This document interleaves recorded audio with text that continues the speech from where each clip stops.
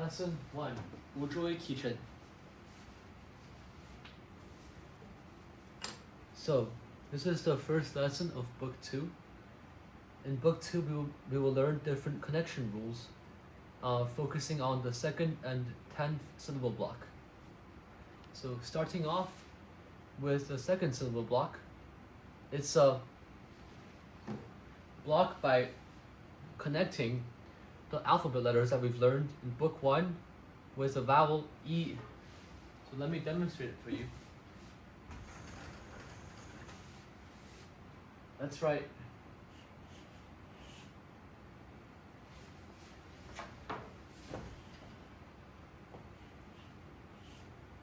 A, right, plus E. Now, you want to make sure that you can differentiate between this E and this E. This one has a meaning, right? It means third person, he or she. But this one is a syllable block. It has no meaning, right? So one way to differentiate it is that this E, it has a head. However, this E has no head. It's just the bottom part. So make sure you note that down on your notebooks and memorize it to avoid confusion in the future. Okay, now I've written the connection rules that we will be using in this lesson. So the top part is the tail for each character. The tail for each character. And the bottom is what it will turn into when it's connected. And we can see from this example, A, its tail is going, it's swinging to the bottom right. To the bottom right. Now this correlates with this rule, rule number 1, right? Now if it swings to the bottom right, then that means that it will turn into a little tail, right? So what this turns into is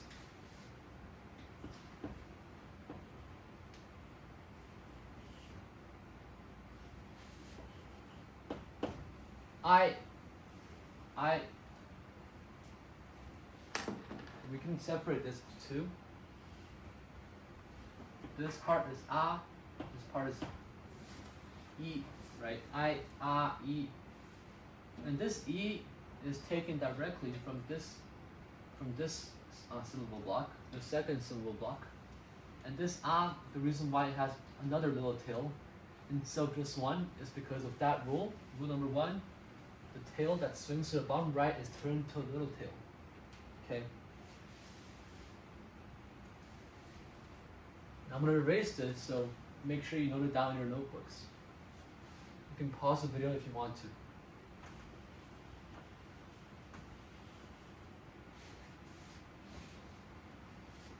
Okay, now we're going to do example number 2, which is regarding right.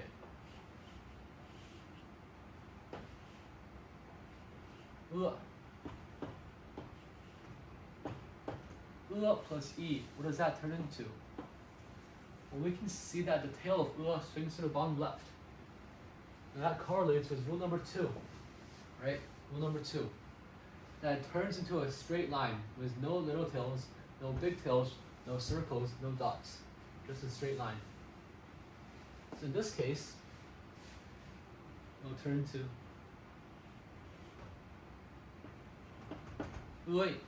right? And you can separate this into 2. You can separate it into 2, just like how we've done previously for I. This is this is E. The reason why is a straight line is because the tail is shifting to the bottom right and bottom left. So it correlates with rule number 2. Okay, I should probably label the rules in case if you get confused with it. Okay, nice. And this is right? Now moving on to example number 3.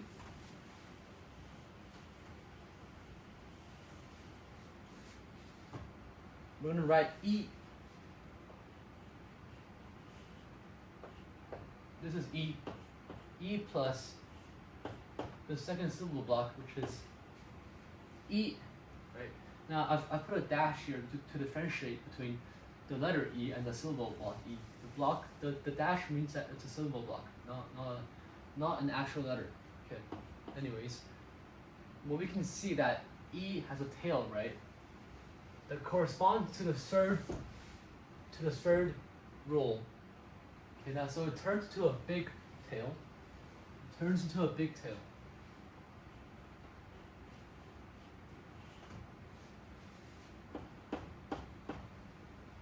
So now this becomes E. Now you might wonder, what are the differences between E and E? Well, the pronunciation of E is slightly longer than that of E. For example, if E was 1 second, E will be 1.5 seconds. Well, that was an example, so it's not 100% precise, but just to let you know. We can split this into two parts. E and dash E. Dash E means it's a syllable block, right?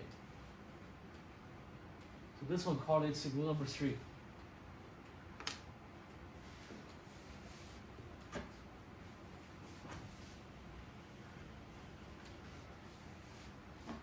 Now we're going to go to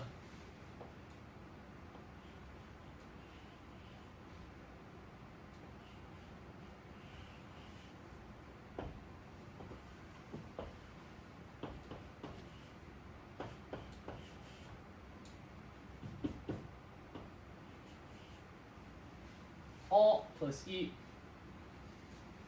Now, if you compare this with the rule, you can see that it correlates with rule number 4. Right? That becomes oi.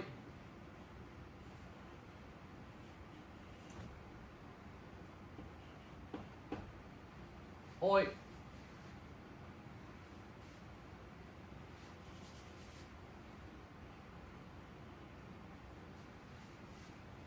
So we can see that instead of stopping in the middle of the semicircle, we instead go down and then we connect it with the E syllable. And that turns into oi.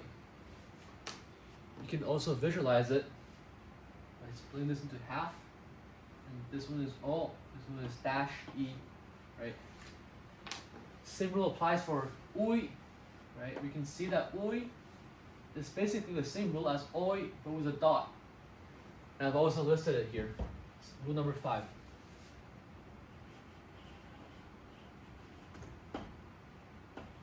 Ui. U dash E. Right. Ui. Right. Now make sure that you copy these two onto your notebooks, because I'll be erasing it now.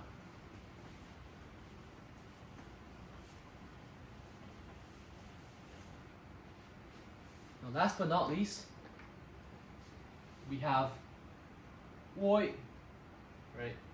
And this correlates with rule number 6, right? O plus dash E equals, well, what does this turn into? So we can visualize this by splitting O into two parts. Okay, the first part is a semicircle. The semicircle just follows the rule of O and U, whereas instead of stopping at the top, at the middle part, you go down, right? But we can see that there's a difference between rule number 6 and rule number 5 and 4. And the difference is that there's a long tail. And the reason why there's a long tail is because you have a hook here, and the hook translates to a long tail when it's connected with other syllables. So we can write it as, so circle, long tail, which represents a hook, and then E, oi, okay, oi,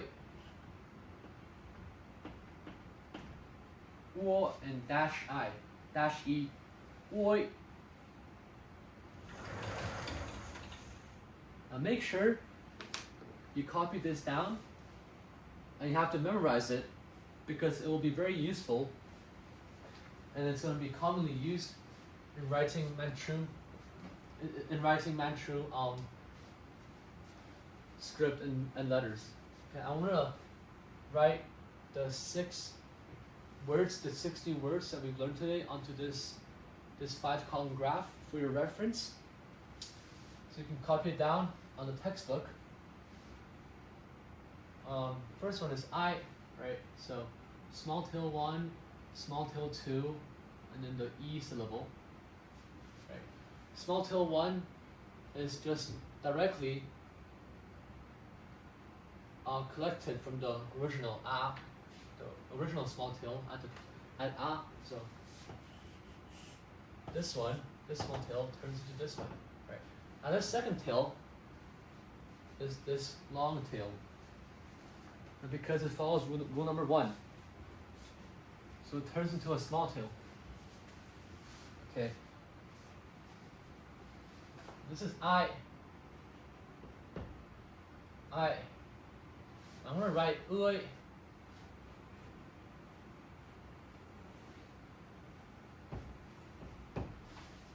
Ui.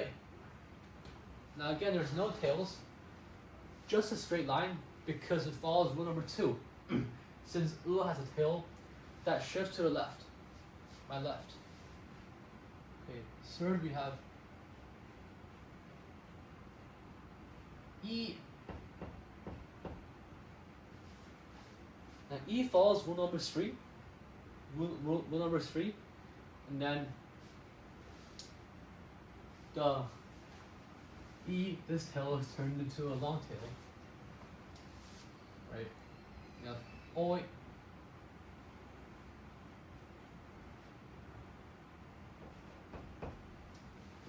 oi,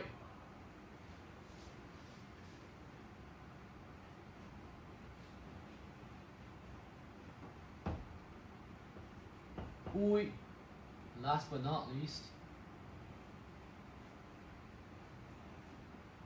oi, oi, I, e, oi, ui, oi, I, e, oi, ui, oi. Now moving on to the vocabulary part of our lesson. Now I'm going to be writing it here.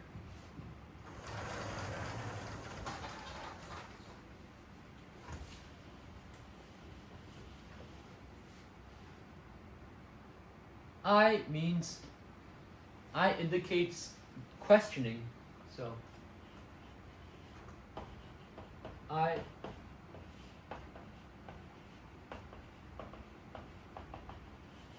questioning. For example, similar to the word what used in English. Okay, ui is a mocking laugh.